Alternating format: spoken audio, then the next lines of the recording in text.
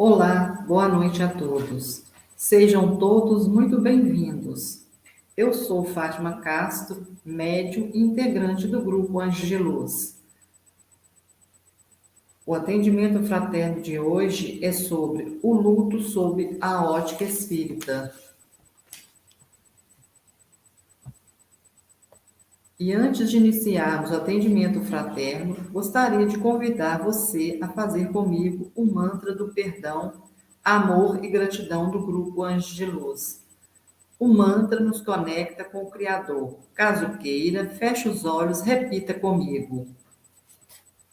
Hoje me perdoo. Neste momento, perdoo a todos. Peço perdão. Sinto muito.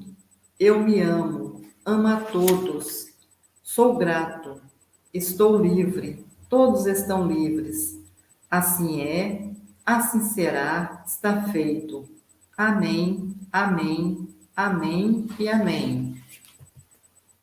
Agora vamos rezar juntos o decreto dos servidores da luz, pois cada um de nós é um servidor de Deus, luz maior a nos guiar. Feche seus olhos e me acompanhe. Eu sou um corpo de luz. Eu acendo a luz em mim e ao meu redor. Eu aciono as potencialidades cósmicas da luz para que vibrem em cada ser. Eu sou a luz, eu sou a mais alta vibração de luz. Eu sou luz, eu vibro na luz e permaneço na luz por toda a eternidade.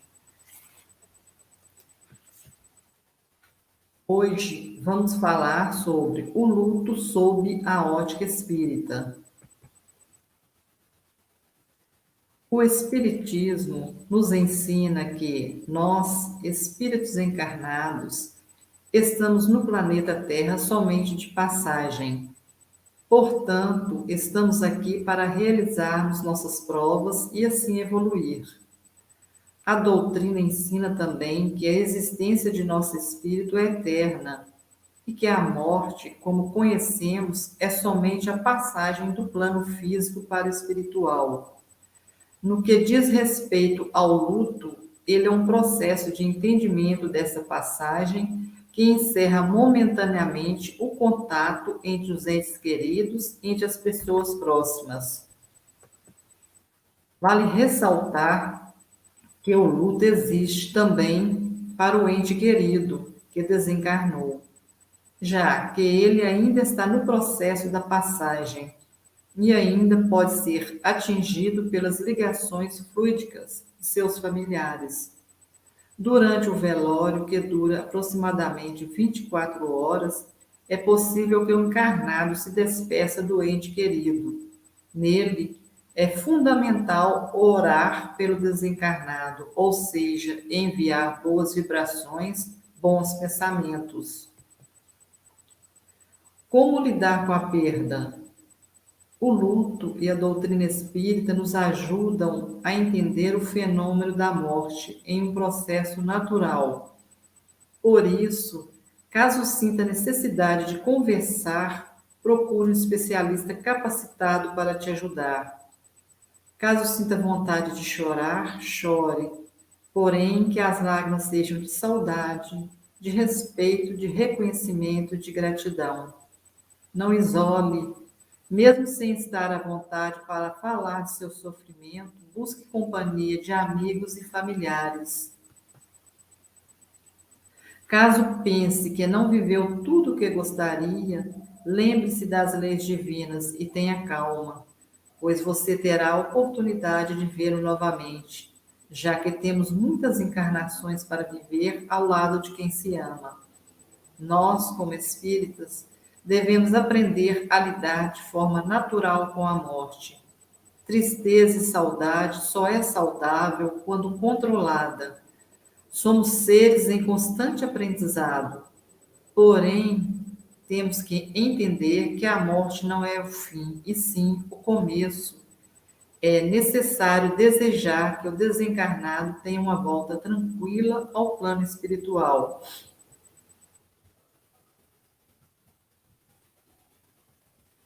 Ante os mortos queridos, faze silêncio e ora. Ninguém pode apagar a chama da saudade. Entretanto, se choras, chora fazendo bem. A morte para a vida é apenas mudança. A semente no solo mostra a ressurreição.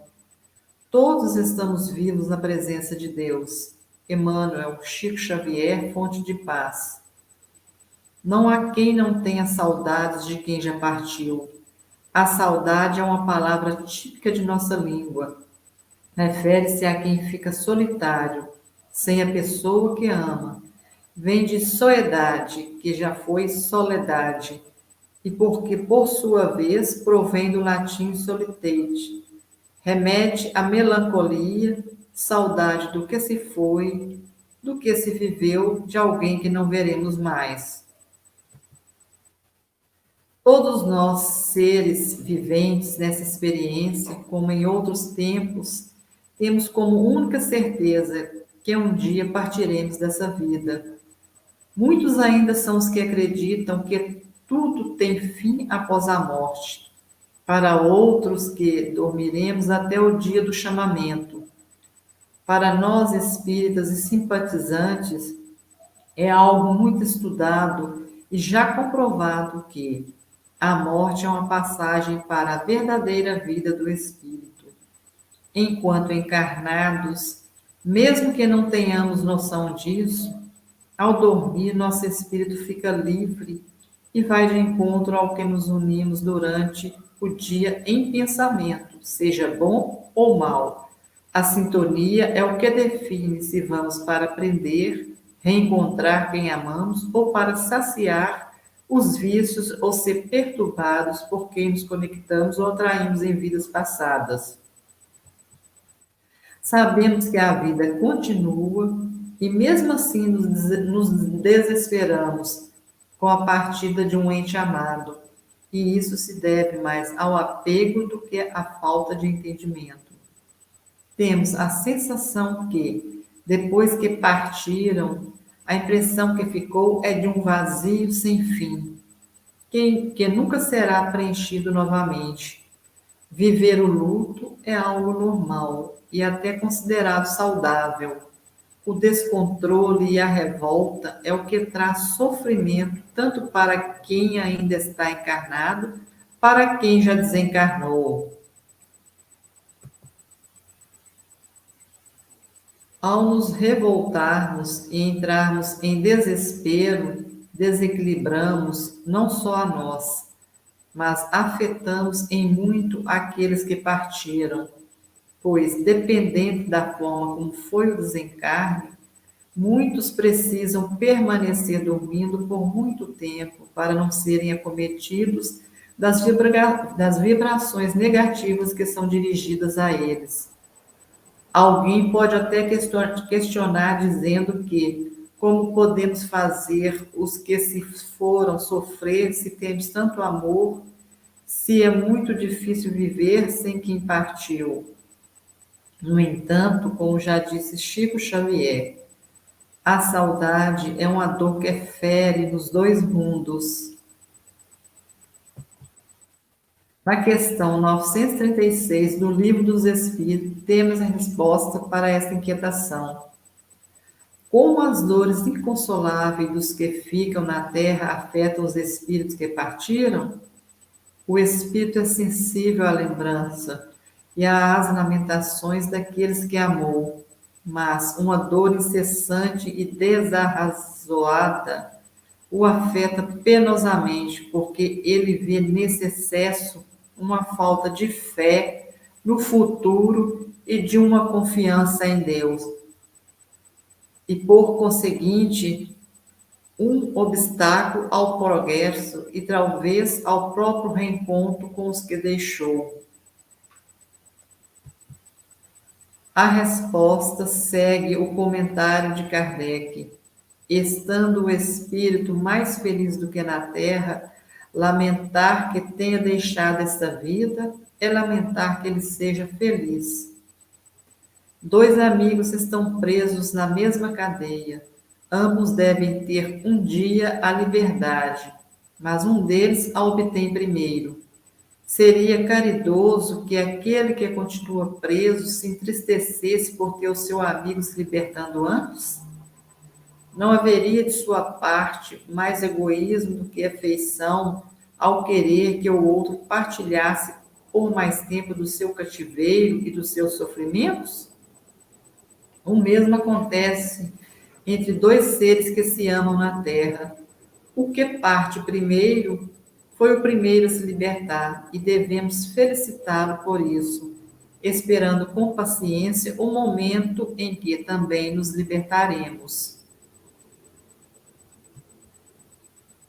Faremos outra comparação.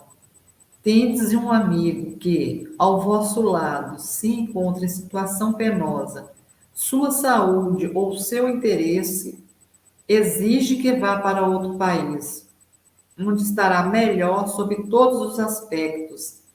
Dessa maneira, ele não estará mais ao vosso lado durante algum tempo, mas estareis sempre em correspondência com ele. A separação não será mais que material. Ficareis aborrecido com seu afastamento, que é para o seu bem? A doutrina espírita, pelas provas patentes que nos dá quanto à vida futura, à presença ao nosso redor dos seres aos quais amamos, à continuidade da sua afeição e da sua solicitude, pelas relações que nos permite entreter com eles, nos oferece uma suprema consolação, uma das causas mais legítimas de dor. Com o Espiritismo não há mais abandono. O mais isolado dos homens tem sempre amigos ao seu redor, com os quais pode comunicar-se. Suportamos impacientemente as tribulações da vida. Elas nos parecem tão intoleráveis que supomos não as poder suportar. Não obstante, se as suportamos com coragem, se soubermos impor silêncio às nossas lamentações, haveremos de nos felicitar quando estivermos fora dessa prisão terrena, como o paciente que sofria se felicita ao se ver curado, por haver suportado com resignação um tratamento doloroso. Sofrer a perda de quem nos é especial é humanamente entendível e igual para ricos e pobres, como afirma a questão 934 do Livro dos Espíritos. A perda de entes queridos não nos causa um sofrimento tanto mais legítimo quanto é ela irreparável e independente da nossa vontade? Essa causa de sofrimento atinge tanto o rico como o pobre. É uma prova de expiação e lei para todos. Mas é uma consolação poderdes comunicar-vos com os vossos amigos pelos meios de que dispondes, enquanto esperais o aparecimento de outros mais diretos e mais acessíveis aos vossos sentidos. Sabemos que a vida continua, nos dá forças para continuar a jornada e aguardar o momento do tão sonhado reencontro. E quão agraciados somos nós por nosso Pai Celeste, que nos garante a dádiva, quando merecedores, de nos comunicarmos com quem se foi. Kardec comenta na questão 935 que a possibilidade de entrar em comunicação é um bem doce consolação, que nos proporciona o meio de nos entretermos com os parentes e amigos que deixaram a terra antes de nós. Pela evocação, eles se aproximam de nós, permanecem do nosso lado, nos ouvem e nos respondem. Não existe mais, por assim dizer, separação entre nós e eles, que nos ajudam com seus conselhos, nos dão testemunhos da sua afeição e do contentamento que experimentam por nós, por nos lembrarmos deles. É para nós uma satisfação saber-os felizes e aprender através deles os detalhes da sua nova existência, adquirindo a certeza de um dia, por nossa vez, nos juntarmos a eles. Joana de Angelis, em uma de suas mensagens, vem nos afirmar que todos os homens na terra são chamados a este testemunho, o da temporária despedida. Muitos acreditam ser uma experiência fúnebre pensar na vida após a morte, mas segundo ela, mesmo afirma é impreterível que busquemos o entendimento e que saibamos que a saudade é momentânea. O tempo encarnado não são comparáveis aos tempos além dessa experiência. Saibamos respeitar o luto de cada um, mas tenhamos a consciência do que o ciclo da vida segue um dia também partiremos. Entregas a Deus aqueles que partiram antes de nós, pois, ao abrir a alma para a esperança, estarás confiando no Pai e na certeza de que a vida continua.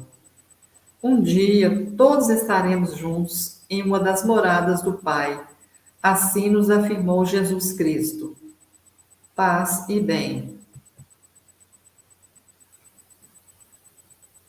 Bom, gente, agora segue alguns recados para o nosso encerramento. No dia 10 de maio, haverá o grupo de estudos de Anjos de Luz. No dia 16 de maio, haverá cirurgia espiritual à distância, oração e cura para humanos. No dia 25 de maio, haverá o programa Encontro Virtual. Agradeço a Deus, ao Cristo, à equipe médica do Grande Coração de Astéria. Obrigado a todos vocês. Orai e vigiai sempre. Luz, paz e bem.